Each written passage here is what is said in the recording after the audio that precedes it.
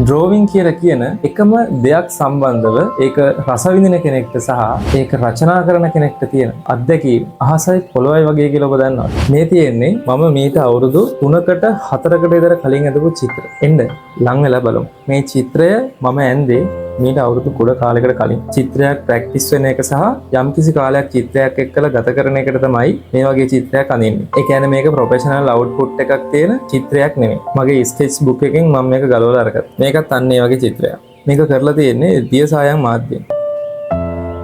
මේ චිත්‍රයත් එහෙමයි. මීට අවුරුදු 4කට විතර වගේ කලින් තමයි මේ චිත්‍ර ඔක්කොම මං ඇඳේ. ඔබට පේනවා ඇති ඒවා ඩීටේල් මුකුත් නැහැ. හොඳ ෆිනිෂිං එකක් නැහැ. සම්පූර්ණ චිත්‍රය මං ඉවර කරලත් නැහැ. යම් කිසි කාලයක් භාවනාවක් වගේ චිත්‍රයක් එක්කලා ඉඳලා මට අදාළ මට ඇති කියලා හිතුණාට පස්සේ ඒක නවත්තලා. එතකොට මේ තියෙන්නේ ඊට අවුරුදු ගානකට පස්සේ මම ඇඳපු චිත්‍ර. මේ චිත්‍රේ සාමාන්‍යයෙන් ඇඳලා ඉවර කරන්න මට යන්න ඇති පැය 10ක් 12ක් අතර කාලයක්. මේකට තව වැඩිපුර පැයක් දෙකක් විතර වැඩි වුණා. ඒ වැඩි උනේ මෙතන මේ තියෙන පාර මට වැරදිච්ච එකක්. මම ගොඩක් වෙලා ඇඳලා පස්සේ මට මේක අයින් කරලා දාන්න හිතුන්නේ නැහැ. මම කරේ ඒ වැරද්ද තුලින් වෙන ආර්ට් එකක් මතු කරන්න උත්සාහ කරපු එක.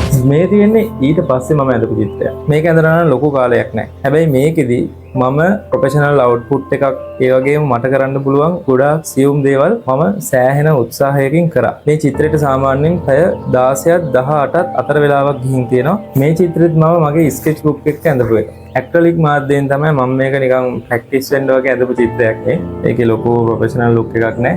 මේ වගේ චිත්‍රයකට නම් ලොකු වෙලාවක් යන්නේ නැහැ. මේ වගේ චිත්‍රයක් බොහොම පැය 2කින් 3කින් ඉවර කරන්න පුළුවන් විදිහේ චිත්‍රයක්. මේ චිත්‍රය මම ඇඳපු දවස 2025යි 10යි 23. මේ චිත්‍රය ඉවර කරන්න මට සාමාන්‍යයෙන් ගිහිල්ලා ඇති පැය 20කට ආසන්න ප්‍රමාණයක්. කලාව කියන දේ මිනිස්සුන් අන්තගාමී කරන්නේ නැහැ. හැබැයි ඒක දකින්න වෙන කෙනෙක්ට අදහසක් තියෙන්න පුළුවන්. හාමුදුරු කෙනෙක් විදිහට ජේසුස් වහන්සේ අඳින්න ඕනේ නැහැ කෙනෙක්ට හිතන්න පුළුවන්. හාමුදුරු කෙනෙක් විදිහට ඇත්තටම සුදුසු නැති චිත්‍ර තියෙනවා. ඒවා කවදාවත් කරලත් නැහැ. සහායව කරන්න බෑ මට. මට පුළුවන් මේ වගේ දේවල් කරන්න. ජේසුස් වහන්සේ කියලා කියන්නේ මිනිස්සු ලක්ෂ කෝටි ගානකගේ හිත සනසවපු කෙනෙක්. හැම ආගමික නායකයෙක් මේ වගේ තමයි. අදටත් යම්කිසි ආගමක් පවතිනවා නම් ඒ ආගමේ ශාස්ත්‍රවරයා ඒ හැමෝගෙම හිත සනසනවා.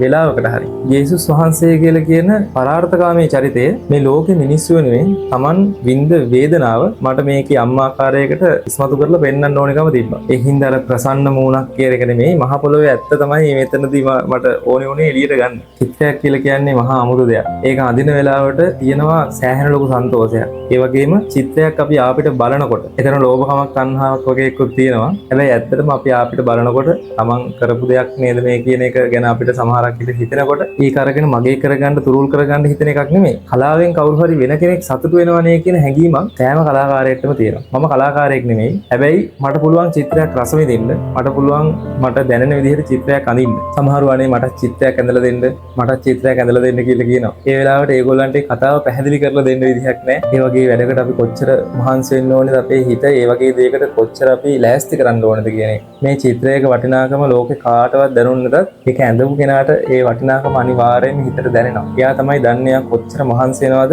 ඒ කියන කාර්ය වෙනුවෙන් කියන එක. මේකත් යම්කිසි ප්‍රොසෙස් එකක් නේ. ජීවිතේ හැමදේමත් ඒ වගේ ප්‍රොසෙස් එකක් තමයි. ඒ හැම ක්‍රියාකාරකමකටම තියෙනවා අපේ ජීවිතයේ තුලින් දෙන ලොකු වටිනාකමක්, ලොකු කැපකිරීමක්, ලොකු ශ්‍රමයක්. ඒ හැම දෙයකටම වටිනාකමක් තියෙනවා. ඔබටත් යම් ආකාරයක හරි හැකියාවක් තියෙනවා නම් ඒ වටිනාකම ගැන තමන් ගැන සන්තෝෂයක් අපි ළඟ අනිවාර්යයෙන්ම තියෙන්න ඕනේ. එහෙම නැත්නම් අපිට කවදාවත් ආසාවෙන් මේ වැඩේ කරන්න හම්බ වෙන්නේ නැහැ. චිත්‍ර අඳින මිනිස්සු දන්නවා චිත්‍රයක් එක්ක ජීවත් වෙන එක මොන වගේ අත්දැකීමක්ද කියන එක. ඔබටත් ඒ වගේ අත්දැකීම් ඇති බෙදා ගන්න. හැමෝටම කියන්න. කමෙන්ට් සෙක්ෂන් එකේ තියෙනවා ඔබට ඕන දෙයක් කියන්න පුළුවන්. ඒක කැමති කෙනෙක්ට කියවලා ඒ අත්දැකීම බෙදා ගන්නත් පුළුවන්. මම කිව්වේ මගේ අත්දැකීම. යම්කිසි අදහසක් තියෙනවා නම් ඒ සම්බන්ධව ඔබ කරපු සියම් කලාකෘතියක් පිළිබඳ ඒ වගේ අත්දැකීමක් Tamanට කියන්න තියෙන අත්දැකීමක් කියන්න. ඔබ ඕනි කෙනෙක්ට මේ දේවල් කියවන්නත් පුළුවන්, ඕනි කෙනෙක්ට ලියන්නත් පුළුවන්. මේ වීඩියෝ එකට කැමති නම් ලයික් එකක් දාන්න. තව කෙනෙක් බලන්න ඕනේ කියලා හිතනවා නම් ෂෙයා කරන්න. තව මේ වගේ චිත්‍ර බලන්න ආසාවක් තියෙනවා නම් ඒකක් කමෙන්ට් එකක ලියන්න. චිත්‍රයක් අඳින එකක් බලන්න ඕන නම් ඒකක් කමෙන්ට් එකක් විදිහට දාන්න. අද කතා බහ මේ විදිහට නිමා වෙනවා. හැමදෙනාටම තෙරුවන් සරණයි.